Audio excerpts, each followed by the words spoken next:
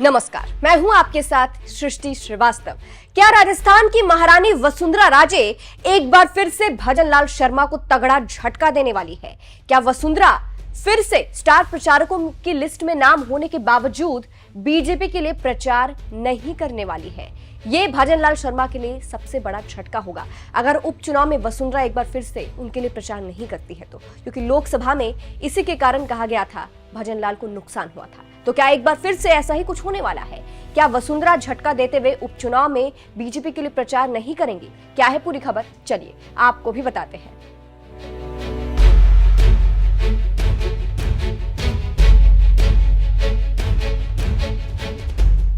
दरअसल देखिए, राजस्थान विधानसभा की 7 सीटों पर उपचुनाव होने वाला है, जिसके लिए बीजेपी पूरी तैयारी में है। क्योंकि लोकसभा में जिस तरह से 11 सीटें बीजेपी के हाथ से चली गई, तो भजनलाल शर्मा इस चीज को रिकवर करने के लिए उपचुनाव में जीत हासिल करना चाहते हैं। इसीलिए ये उपचुनाव भजनलाल शर्मा के लिए, बीजेपी के लिए बहुत ही ज्यादा जरूरी है।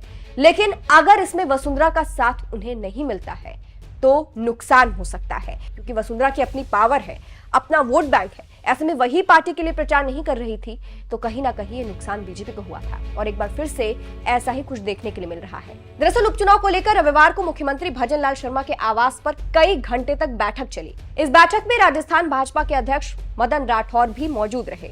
अब ऐसी कहीं भी खबरें नहीं थी कि वसुंधरा इस बैठक में आई थी, जिसके बाद से सुगबुगाहट अब तेज हो गई है कि जब वसुंधरा के आने की खबरें ही नहीं थी तो क्या वसुंधरा सचमुच इस बैठक में आई ही नहीं थी?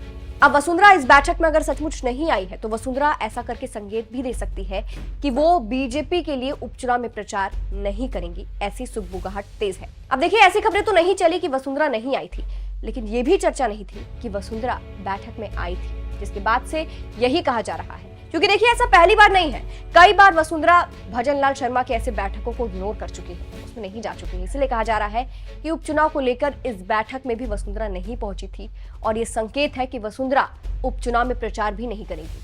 सबसे बड़ी बात और गौर करने वाली बात यह भी है कि बीजेपी ने 7 विधानसभा सीटों पर होने वाले उपचुनाव को लेकर स्टार प्रचारकों की लिस्ट भी जारी की थी। उस लिस्ट में वसुंधरा का नाम भी था, लेकिन उसके बावजूद अगर वसुंधरा इतनी बड़ी बैठक में जो उपचुनाव को लेकर हो रही है उस बैठक में नहीं पहुंच रही है, तो यानी हो सकता है कि वसुंधरा इस बार भी प्रचार नहीं करेंगी बीजेपी के लिए। क्योंकि हरियाणा विधानसभा चुनाव में भी कुछ ऐसा ही हुआ था, जहां स्टार प्रचारकों की लिस्ट में वसुंधरा का नाम तो था, लेकिन वसुंधरा ने प्रचार वहां भी नहीं किया था। और अगर वसुंधरा उपचुनाव में भजनलाल के लिए प्रचार नहीं करती है तो ये भजनलाल के लिए सबसे बड़ा झटका होगा, क्योंकि वसुंधरा की ताकत उनके साथ उपचुनाव में नहीं होगी, जिसका नुकसान हो सकता है। ऐसी खबरें हैं। फिलहाल आपको यह भी बता देते हैं कि बैठक में हुआ क्या था। बैठक में क्या हुआ? मीडिया रिपोर्ट्स के मुताबिक इस बैठक में उपचुनाव में जीत हासिल करने के लिए रणनीति बनाई गई। भजनलाल और राठौर ने 7 विधानसभा के प्रमुख भाजपा कार्यकर्ताओं को फोन लगाकर वहां का हाल जाना। आदिवासी क्षेत्रों पर फोकस करते हुए आदिवासी नेता महेंद्रजीत मालवीय के साथ रोड मैप पर बात की गई। इसके अलावा ये भी बता दें, 7 सीटों पर विधानसभा उपचुनाव में भाजपा ने कई समितियां गठित कर दी है, जिनके माध्यम से उपचुनाव में प्रचार प्रसार के अभियान चलेंगे। इसके रोड मैप के बारे में भी चर्चा हुई। बात चुनाव की करें तो राजस्थान में 7 सीटों पर 13 नवंबर को उपचुनाव होंगे। राजस्थान उपचुनाव के भी नतीजे 23 नवंबर को घोषित किए जाएंगे। फिलहाल आपको क्या लगता है, क्या इस बार भी वसुंधरा भजनलाल शर्मा को झटका देते हुए प्रचार नहीं करेंगी, या इस बार कुछ अलग देखने के लिए मिलेगा? कमेंट करके अपनी राय जरूर बताइएगा। नमस्कार।